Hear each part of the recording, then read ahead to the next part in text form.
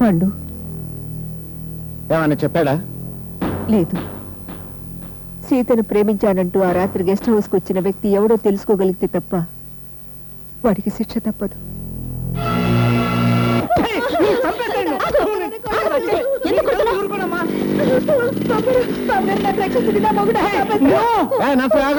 ఏమిటిది?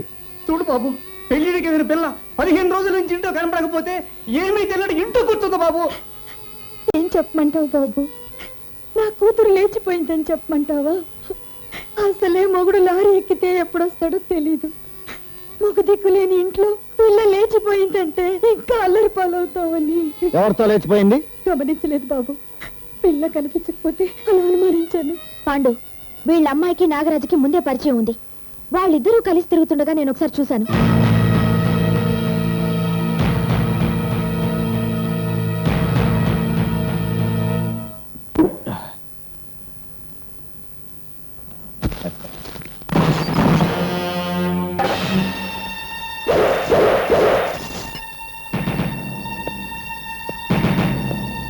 ఎక్కడిదిరా నీకింత డబ్బు? ఆ పిల్లని ఏం చేసి ఈ డబ్బు సంపాదించావు? అనసూయమ్మ కూతుర్ని గెస్ట్ హౌస్ కు తీసుకెళ్ళావు కదూ? లేదు. చెప్పరా, తీసుకెళ్ళావు లేదా? అవును, తీసుకెళ్ళింది. చెప్పరా, ఏం చేసావు ఆ పిల్లని? తెలీదు. తెలీదు? తెలీదు. తెలీదు?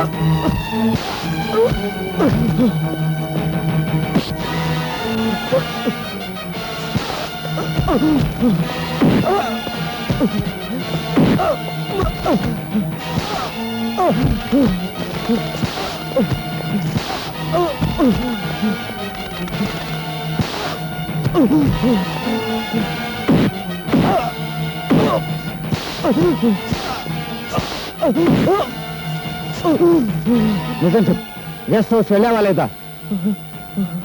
వెళ్ళావో లేదో ఆ గెస్ట్ హౌస్ వాచ్మెన్ చేత చెప్పిస్తాను, పద.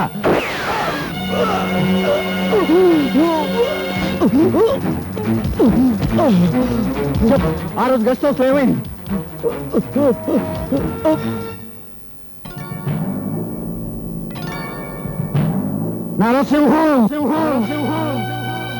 నాగరాజు చస్తాడని నువ్వు వస్తావని నాకు తెలుసు.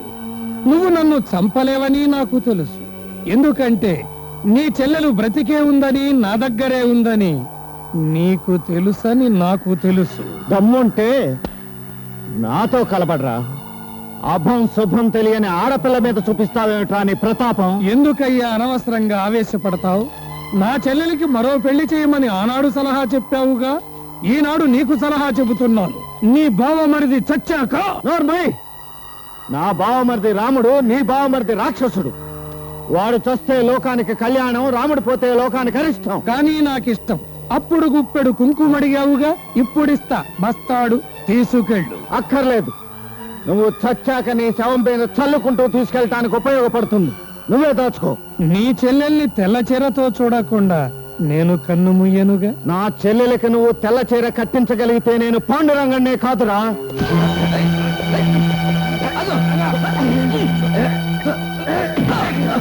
అదో నాగరాజుని హత్య చేసినందుకు నేను అరెస్ట్ చేస్తున్నాను. సిగ్గులేదు? నాగరాజును ఎవడు చంపాడో, ఎందుకు చంపాడో నీకు తెలీదా? నువ్వు నన్ను అరెస్ట్ చేయడానికి రాలేదని తెలుసు, వీడిని కాపాడడానికి వచ్చావని తెలుసు. నీలాంటి కాకి తొత్తులు ఇలా చెత్తగా ప్రవర్తించబట్టే, గుండాగాళ్ళకు గులాములు కాబట్టే ప్రజలకి ప్రజాస్వామ్యం మీద విశ్వాసం పోయింది. భారత ప్రజాస్వామ్య పుస్తకంలో నుంచి ఒక్కొక్క పేజీ చింపి వీధుల్లోకి, సందుల్లోకి, గొంతుల్లోకి విసిరి పారేస్తున్నారు. కాకి నీకు లొంగిపోయిందని గెలుస్తాననుకుంటున్నావేమో. నల్లకోడు చేత నిన్ను చావు దెబ్బ కొట్టిస్తాను. నాగరాజు చావు నా బావమరిదికి ఊపిరి పోసుకునేలా చేస్తాను. ఏ కాకి, కుక్కకి పాలు పోసి పెంచు, విశ్వాసం చూపిస్తుంది. అదే పాలు పులికి పోస్తే పంజా విప్పుతుంది.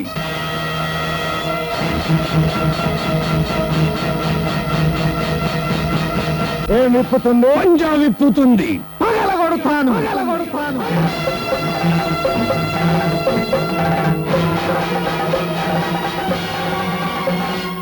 యువర్ ఆనర్, ముద్దాయి రాము. ఎక్స్క్యూజ్ మీ యువర్ ఆనర్, ముద్దాయి ఇంతవరకు నోరు విప్పనేలేదు. నోరు విప్పాడు యువర్ ఆనర్. కోర్టు వారి ముందు మాట్లాడకపోయినా నా ముందు జరిగినంతా చెప్పాడు. అది కోర్టు వారికి చెప్పాలి.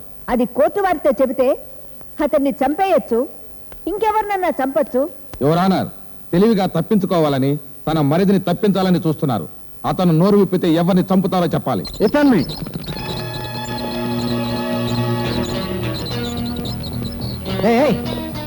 ఏంటిది సార్? గవర్నమెంట్ హాస్పిటల్ నుంచి దొంగతనంగా తీసుకొచ్చాడు.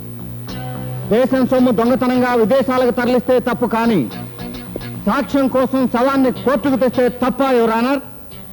నా చెల్లెల్ని రాము చంపాడన్న రోజు గెస్ట్ హౌస్కి వెళ్ళింది వీడే. వీడు ప్రాణాలతో ఉండి ఉంటే నల్లకోట్ల దొంగతనాన్ని, కాకి బట్టల కసాయితనాన్ని నిరూపించుండేవాణ్ణి. ఇంతకీ అతను ఎవరు చంపారు? ఎవరు చంపారో చెబితే సంకెళ్ళు వేయిస్తారు, కోర్టుకు రప్పిస్తారు. ఇదంతా వ్యర్థ ప్రసంగం యువర్ ఆనర్. ఇతను ప్రాణాలతో కోర్టుకు వస్తే తన బావమరిది మీద కేసు ప్రూవ్ అవుతుందని ఈ పాండయ్య ఇతన్ని హత్య చేసి ఉంటారు. నోరు ముయ్యండి లాయర్ గారు. మీ సాటి లాయర్ని నడి రోడ్డు మీద చంపితే మీరు ధర్నా చేశారా? నేను చేశాను. ఆఖరికి నేను అడిగితే తప్ప కనీసం 2 నిమిషాలు మౌనం పాటించని మీరు హత్యల గురించి, హంతకుల గురించి మాట్లాడతారా? పోలీస్ అతను బయటికి తీసుకెళ్ళండి. పంపేయండి యువర్ ఆనర్. ప్రశ్నించే వాళ్ళను పార్లమెంట్ నుంచి, అసెంబ్లీ నుంచి పంపించేయండి. నిలదీసే వాళ్ళను కోర్టుల నుంచి, పోలీస్ స్టేషన్ నుంచి పంపించేయండి. Yes, proceed. ఎక్కడికి ప్రొసీడ్ అవ్వమంటారు యువర్ ఆనర్? వెలుగులోంచి చీకట్లోకి, నిజంలోంచి అబద్ధంలోకి, న్యాయంలోంచి అన్యాయంలోకి ప్రొసీడ్ అవ్వమంటారా? అప్పుడు మీకు మిగిలేది ఎముకలు కుళ్ళినా, వయసు మళ్ళినా సోమరి వ్యవస్థే.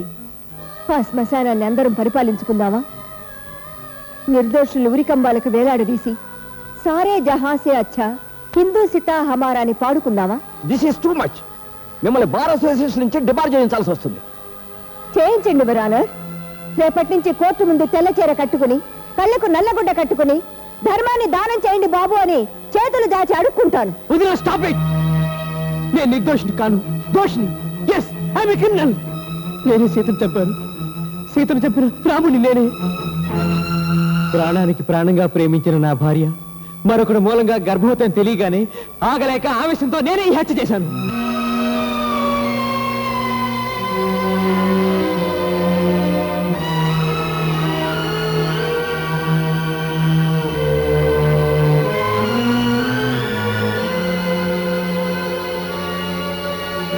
ముద్దాయి నేరం అంగీకరించటం వల్ల అతనికి ఐపీసీ 302 సెక్షన్ ప్రకారం ఉరిశిక్ష విధించటం అయినది.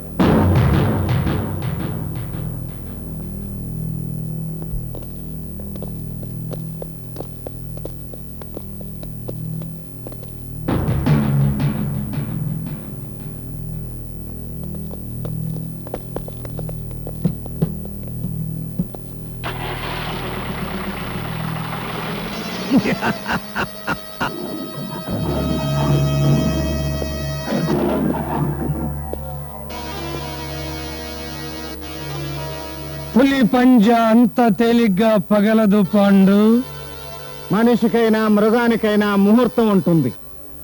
టైం వస్తే పంజా ఏమిటి, మాడే పగిలిపోతుంది. అలాగే టైం ఇస్తున్నాను. నీ బావమరిదిని ఉరి తీసే వరకు నీకు టైం ఇస్తున్నాను. బెజవాడలో నాకు థియేటర్ ఉంది, గుంటూరులో పొగాకు ఫ్యాక్టరీ ఉంది, నర్సాపురం ఫారెస్టులో గెస్ట్ హౌస్ ఉంది. ఇలా జిల్లాకు స్థావరం ఉంది. వాటిలో ఒక చోట నీ చెల్లెలు బ్రతికే ఉంది. చేతనైతే కాపాడుకో. నాగ భైరవ నరసింహ.